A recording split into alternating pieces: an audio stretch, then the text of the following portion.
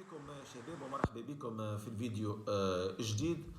نحسكم حتى التو مازلتم متغاشين على الخسارة ضد الأولمبي البيجي، لكن النصيحة مني ننساو طرح الخسارة ضد بيجا ونبداو نركزوا على المباراة شبيبة القبيل.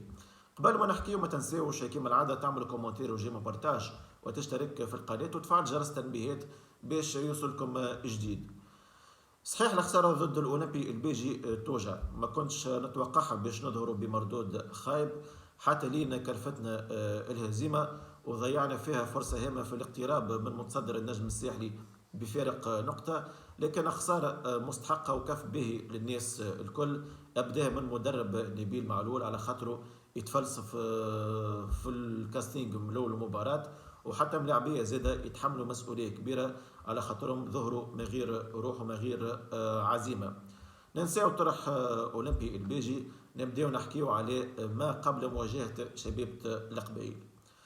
غدوة إن شاء الله نهار الجمعة كان عشنا الترجي الرياضي التونسي باش ينزل ضيف على شبيبة قبيل على ملعب 5 جويلية بالجزائر في إطار الذهاب الدور ربع نهائي من دوري أبطال إفريقيا. مباراة هذه حسب رأيي أنا مش باش تكون سهلة، على خاطر لازمنا نردوا بالنا من سيناريو عام الماضي ضد وفاق ستيف، كيفاش كنا فرحانين بالقرعة أمام هذا المنافس اللي نعتبروه منافس في المتناول وفي المكتوب وبكل سهوله باش نتعداو الدور النصف النهائي، لكن في اخر لحظه لقينا رواحنا لبرا.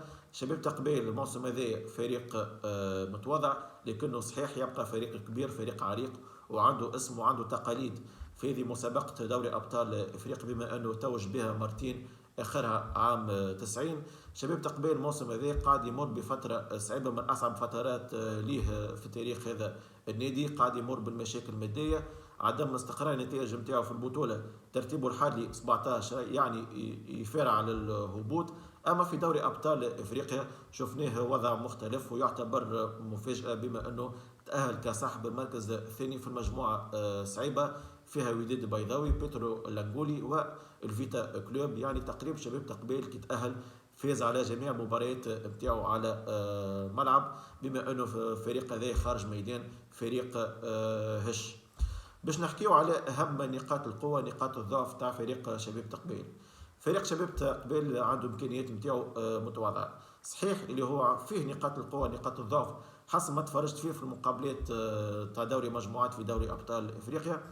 اهم نقاط القوه نتاع فريق شباب تقبيل اللي هو على مستوى التكتيكي يركزوا برشا على الاخطاء نتاع المنافس ويلعبوا على كونتر اتاك، وزاد كيف قوتهم على مستوى الاندفاع البدني كبير، وايضا على مستوى الكرات الثابته، يعني اهم الاهداف اللي سجلها في دوري مجموعات في دوري ابطال افريقيا اغلبها كرات ثابته، كما ضد الوداد البيضاوي كما ضد فيتا كلوب، لكن ضد بيترو انغولي الهدف نتاعو سجله عبر الهجمه المرتده، يعني كما قلت يعني يستنى فيك باش تغلط باش يعمل كونتر اتاك. هذا اهم نقاط القوه اللي شفته في فريق شبيبة قبيل. لكن نقاط الضعف نتاعو عنده على مستوى الخط الدفاع، خط الدفاع نتاعو عنده بطء في مستوى عمليه الخروج بالكره وفي عمليه ايضا التمركز، والجهه اليسار نتاعو اللي هو مركز الظهير الايسر اللي عنده مشكل كبير على مستوى الجانب الدفاعي.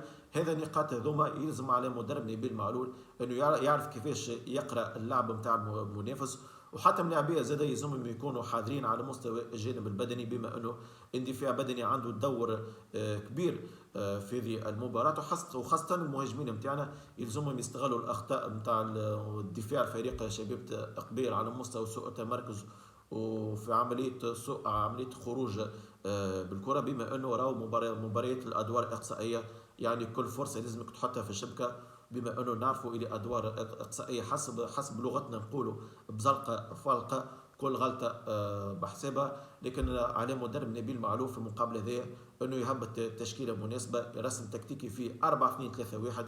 ماذا بيه في المقابله ذي ما يهبطش كوليبالي، على خاطر كوليبالي في المقابله ذي امام هذا المنافس راهو ينجم يرزم وسط الميدان بتاعنا، على خاطر فريق الجزائري قوي برشا على مستوى الاندفاع البدني. لكن ماذا بيه التشكيله اللي باش يهبطها نبيل معلول تكون تشكيله متوازنه متقاربه.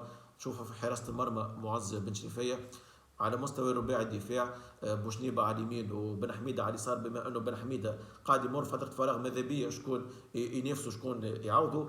على مستوى المحور فيه ياسين مريح ومحمد امين توجاي. بالنسبه الى ثنائي خط وسط ميدان دفاعي ماذا بيا نشوف معتز الدين في مكان كوليبالي معه محمد علي برمضان.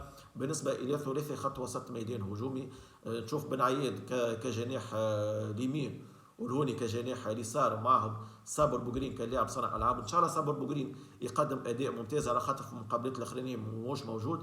بالنسبه كمهاجم صريح نشوفوا محمد علي بن حموده. نتصور التشكيله هذه حسب ما نشوفها انا نراها التشكيله مناسبه ومتوازنه، لكن على نبيل معلول في المقابله هذه انه يعرف كيفاش يقرا اللعب، يكون ذكي برشا على مستوى الاهم نقاط اللي يمتاز بها فريق شبيبه قبيل. لكن في الاخر ان شاء الله الترجي التونسي انه يخرج بنتيجه ايجابيه من الجزائر حتى تعطينا خطوه هامه نحو التاهل الى الدور النصف النهائي.